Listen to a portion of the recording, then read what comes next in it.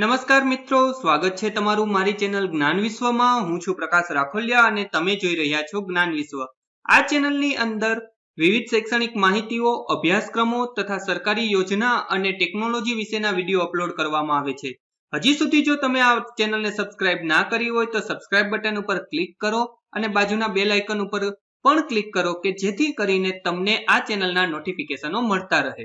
બાળ મિત્રો, આપણે જોઈ રહ્યા છીએ સ્વાધ્યાય 6.1 નો દાખલા નંબર 4, ધોરણ 6, પ્રકરણ 6, પૂર્ણાંક સંખ્યાઓ। વિડિયો ચાલુ કરતા પહેલા જો બોર્ડ પરના અક્ષરો તમે ના જોઈ શકતા હોય અથવા તો ન વાંચી શકતા હોય તો ઓપ્શનના 3 ટપકા અથવા ડોટ્સને ક્લિક કરી ક્વોલિટીનો જે ઓપ્શન છે ને વધુમાં વધુ 480, 720 કે 1080 પસંદ કરો। બોર્ડ પરના અક્ષરો તમે વાંચી શકશો। હવે આપણને એમ કીધું છે કે ધારો કે આકૃતિ એક ઊભી સંખ્યા રેખા છે।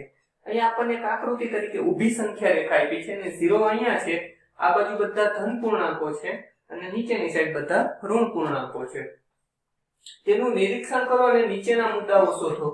બિંદુ ડી પૂર્ણાંક 8, બિંદુ ડી પૂર્ણાંક +8 છે, તો પછી 8 વાળું બિંદુ ક્યુ છે, તો ઋણ 8 વાળા બિંદુ ઉપર જાય તો આપણે જોઈ શકીએ F બિંદુ ઋણ 8 ઉપર છે, તો આપણે લખીએ ઋણ 8 ને સંગત બિંદુ F છે। પછી બિંદુ G ઋણ પૂર્ણાંક છે કે ધન પૂર્ણાંક, તો આપણે બિંદુ G ઉપર જોઈએ તો ઋણ 6 છે, તો આપણે લખીએ બિંદુ G ઋણ પૂર્ણાંક છે। ત્યાર પછી છે બિંદુ B અને E ના સંગત પૂર્ણાંકો લખો, તો પહેલા તો આપણે B જોઈએ, તો B પાસે સંગત પૂર્ણાંક શું છે તો કે +4, તો આપણે લખીએ B નું અથવા તો લખીએ બિંદુ B ને સંગત પૂર્ણાંક શું છે તો કે +4, તો આપણે લખીએ +4। અને બીજું છે બિંદુ E,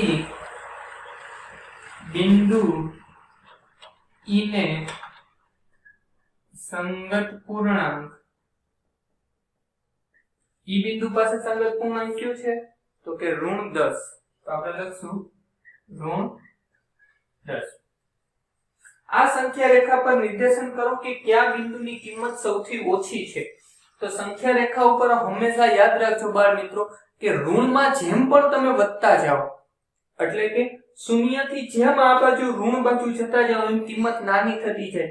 ઋણ 10 એ ઋણ 1 કરતા નાના છે, હંમેશા યાદ રાખજો। શૂન્ય કરતા પણ ઋણ 10 નાના છે। જેમ જેમ ઋણ બાજુ જશો એમ કિંમત નાની થતી જશે। કિંમતને તમે આ રીતે દર્શાવી શકો, આ બાજુ વધે અને અહીંયા ઘટે। નીચે જશો એમ ઋણમાં જશો એમ ઓછી, ધનમાં જશો એમ કિંમત વધતી જશે। તો સૌથી નાના આપણી પાસે છે ઋણ 10, તો આપણે લખીએ એમ કયા બિંદુની કિંમત સૌથી ઓછી છે તો બિંદુ E ની કિંમત સૌથી ઓછી છે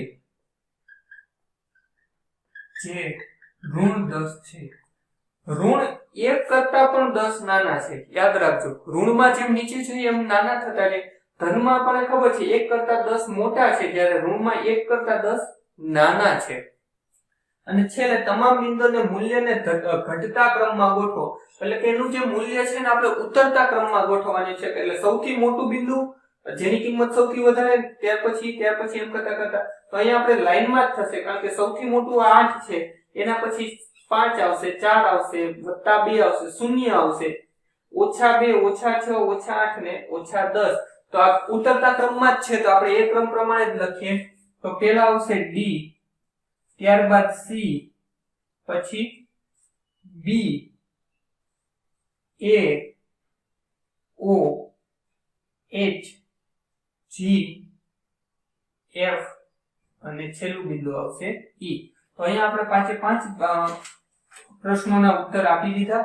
વિડિયોને પોઝ કરી અને તમારી નોંધપોથીમાં ઉત્તરો ઉતારી લેજો। જો કંઈ ના સમજાણું હોય તો મને નીચે કોમેન્ટ કરીને જણાવજો। બાળ મિત્રો, વિડીયો જોવા માટે ખૂબ ખૂબ આભાર। આ વિડીયોને લાઈક કરો। જો હજી તમારા મિત્રો સાથે આને શેર ના કર્યો હોય તો આ વિડીયોને શેર કરજો અને મારી આ ચેનલને કે જ્ઞાન વિશ્વને સબસ્ક્રાઇબ કરવાનું ભૂલતા નહીં। ચોક્કસથી આ ચેનલને તમે સબસ્ક્રાઇબ કરજો। Thanks for watching. ફરી મળશું બીજા વિડીયોમાં.